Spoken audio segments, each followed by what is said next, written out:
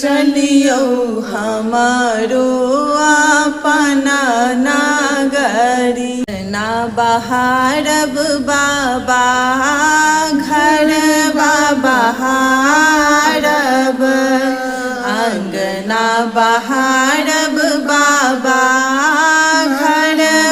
बहारब और बहारब आहा के देहरी बाबा लेने चलियो हमारो अपना नगरी कार्तिक गणपति गोद खेलाएब कार्तिक गणपति गोद खेलाएब भांग पी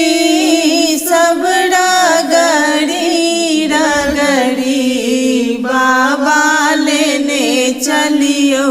हमारो अपना नगरी साँझ सवेरे बाबा झाँकी निहारब साँझ सवेरे बाबा झाँकी निहारब अर्जी पूरा होए त हमारी बाबा लेने चलियो हमारो अपना नगरी बाबा लेने चलियो